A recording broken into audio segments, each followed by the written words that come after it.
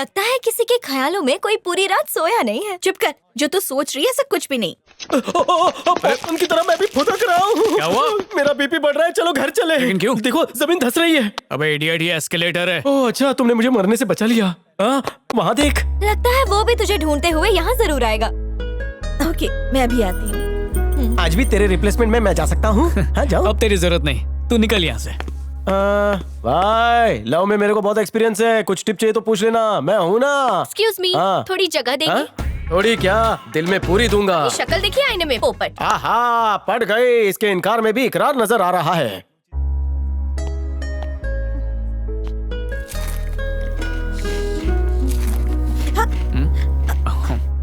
Hello, लो खाओ ना। No thanks. किसी का इंतजार कर रही हो? नहीं तो। ओह अच्छा।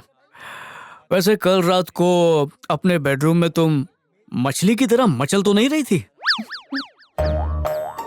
नहीं। मुझसे मत छुपाओ, तुम मुझे बोल सकती हो। कुछ हुआ? बिल्कुल भी नहीं। अच्छा, मेरे दिल में तो इतनी सच्चाई है कि वो किसी के साथ भी आसानी से कनेक्ट हो जाए। लगता है कि तुम्हारा ये सिग्नल वीक है, दूसरी ढूंढनी पड़ेगी। दूसरी क्यों ढूंढोगी? क्योंकि तुम्हें तो कुछ महसूस ही नहीं हुआ। मैंने ऐसा कब कहा? मतलब कनेक्शन है? नहीं है। सिग्नल लॉस्ट है, देखा? वरना मेरी कनेक्टिविटी ना दूर तक फैली है। सुबह से 4-5 लड़कियों के मिस्ड कॉल आ चुके हैं मुझे। किसी ना किसी को कॉल बैक कर ही लूंगा। ऐसा मत कहो, मुझे प्यार है। क्या कहा? तुम्हें प्यार है? नहीं। आज मुन्नी, बैठ के बात करते हैं। टेंशन मत लो बेबी, आराम से बात करेंगे। हाँ आओ। 2 ठंडा 1 गरम लाना। मुझे नहीं चाहिए। ठीक है मतलब भाई, अब बोलो, प्यार है या नहीं है? नहीं। देखो, मैं ना को भी हाँ समझ सकता हूँ, लेकिन फिर भी तुम्हारे मुंह से सुनना चाहता हूँ।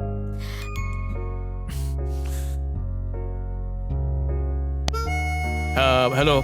अच्छा, परी बोल रही हो? हाँ मैं सूर्या बोल रहा हूँ। यहाँ पर कोई मेरा टाइम वेस्ट कर रहा है, पर तुम पे टाइम इन्वेस्ट करूंगा तो बहुत फायदा होगा मेरा। हाँ मैं पहुंच जाऊंगा, पलक झपकते ही वहां पर आ जाऊंगा। मुझे तुमसे प्यार है। हाँ?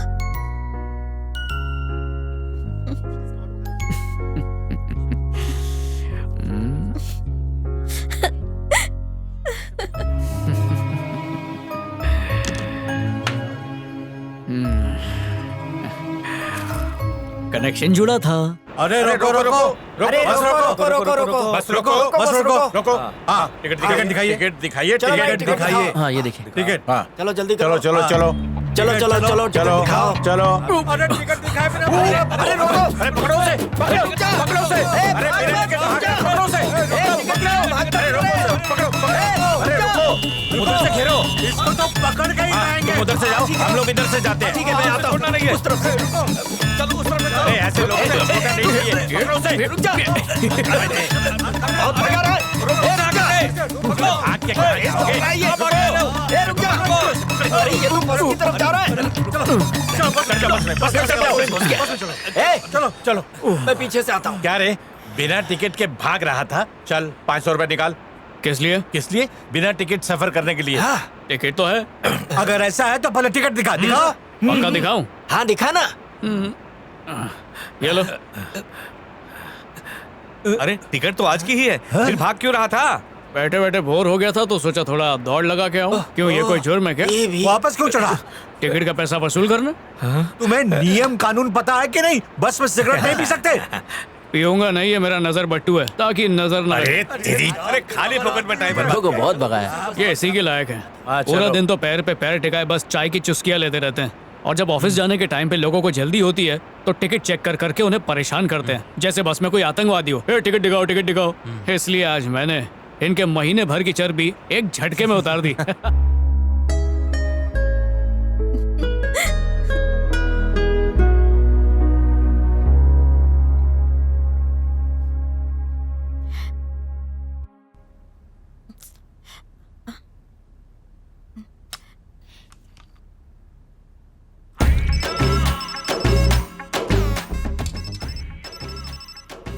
सूर्या, मैं प्रिया बोल रही हूँ। कल तुम मुझसे मिलने आओगे ना? मैं इंतजार करूंगी। हे सूर्या, ये प्रिया कौन है? हाँ, और तुम मुझसे मिलने जाने वाले मेरा हो? दोस्त है ना, उसकी नानी है, बेचारी बहुत बीमार है। लाओ ना फोन दो। पहले ये बता ये क्या चल रहा है? हाँ, गुंडागर्दी के साथ साथ लड़कियां भी घुमाने लगा। सुनती है तो सुनने दे, तेरी सच्चाई तो पता चलेगी। दूर हट। अब तक तूने कोई भी अच्छा काम किया है? हाँ, पहले कुछ बन के दिखा, उसके बाद जो करना है तू कर, तुझे कोई नहीं रोकेगा। माँ बाप के बाद मैंने ही तुझे बड़ा किया है, पर मेरे लाड़ प्यार से तू बिगड़ गया है। पर अब तो तू बड़ा हो गया है, सुधर जा सूर्या। मैंने तुझे इतना पढ़ाया लिखाया ताकि तू बड़ा आदमी बन सके। मेरी हमेशा से इच्छा थी कि मेरा भाई वकील बने, जो लोगों की मदद करे, उनकी तकलीफ में उनका साथ दे, और हर किसी की जुबान पर तेरा ही नाम हो सूर्या। और तू मेरा नाम रोशन करेगा, मुझे यकीन है। चल अब उससे बात कर ले। अब तो उससे तभी बात करूंगा जब दीदी की नजरों में कुछ बन जाऊंगा।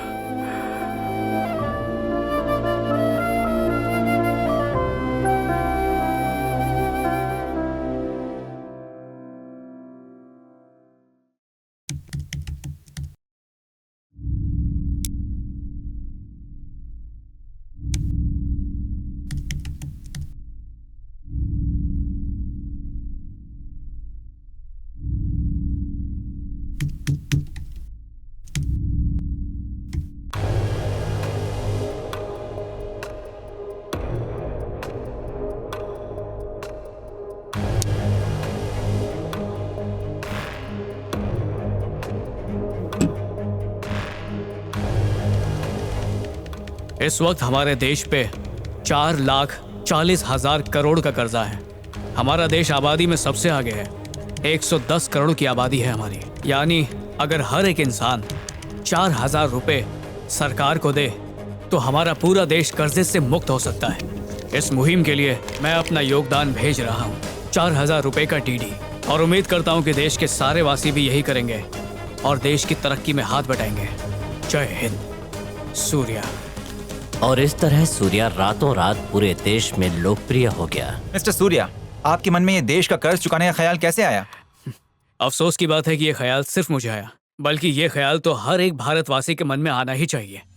हम भारत माता को अपनी माँ कहते हैं और उसी का कर्ज चुकाने से पीछे हटते जाते हैं। माँ का कर्ज चुकाना तो हर बेटे का फर्ज है। देश का तभी कुछ होगा जब हम सब मिलकर कुछ करेंगे। करप्शन का बहाना बना के हम आंखें मूंद के इस तरह बैठ नहीं सकते। जब ऑनलाइन खाना मंगाने पे 3-4 हजार रुपए खर्च कर सकते हैं तो देश के लिए भी करना चाहिए। रानी, वो नौजवान कितनी सही बात बोल गया। भले ही उधार लेके शराब पीऊं, लेकिन देश को कर्जे में नहीं डूबने दूंगा। चल निकाल 2,000 रुपए। ए बेवड़े, ये 2,000 तेरे मायके से लेकर आऊं क्या? मेरी मेहनत की कमाई तेरी दारू पे उड़ा दूं क्या? नेताओं की सिक्योरिटी के लिए पैसा चाहिए और तू पैसा बचाने की बात कर रही। चल निकाल 2,000 रुपए। मैं खुद बर्बाद हो जाऊंगा पर देश का खजाना भर दूंगा। हम लोगों को सामान उधारी पे देते हैं, ये जानते हुए भी कि पैसा नहीं आएगा। हमें ये उधारी देना बंद करना पड़ेगा, तभी जाके देश का कर्जा उतरेगा। चल जा, अपने तीनों का जो टैक्स बनता है ना, उसे जाके भर के आ।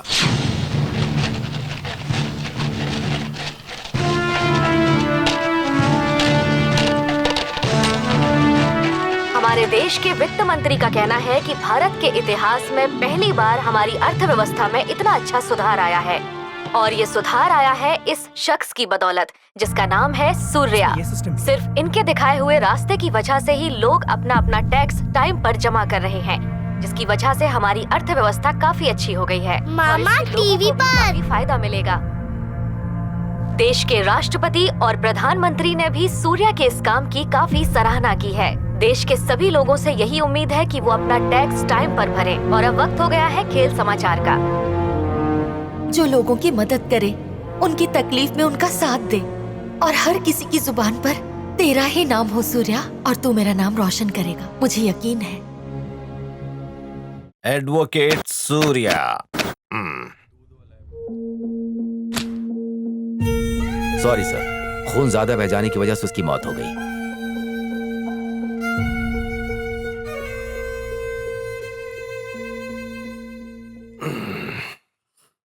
क्यों सूर्या, मुंह क्यों लटका हुआ है?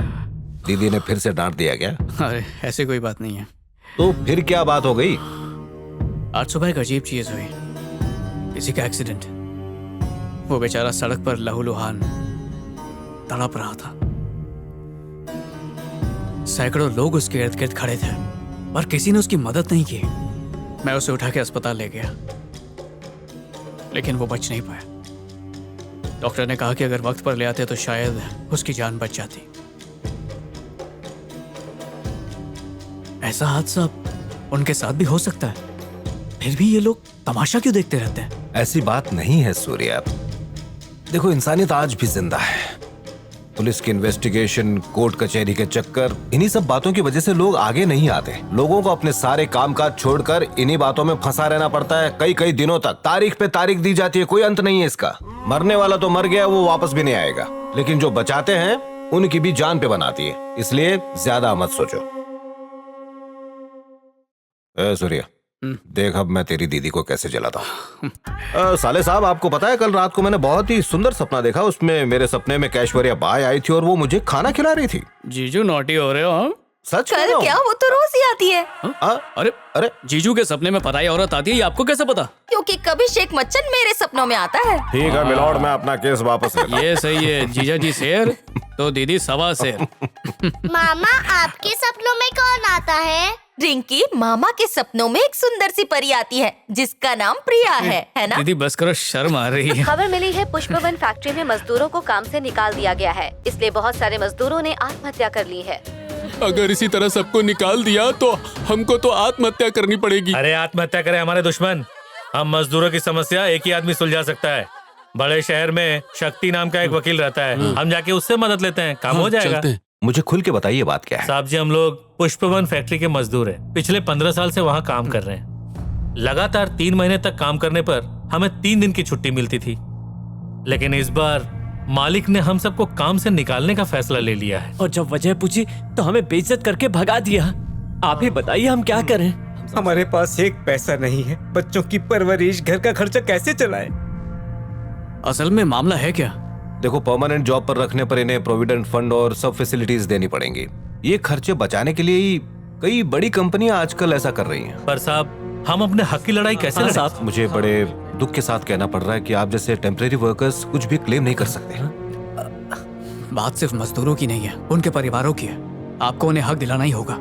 नहीं सूर्या, हम केस करेंगे तो भी कुछ नहीं होगा। लेबर कोर्ट जाकर भी कोई फायदा नहीं होगा। ये बहुत बड़े लोग हैं सूर्या। हम जैसे छोटे मोटे वकील तो वो अपनी जेबों में लिए घूमते हैं।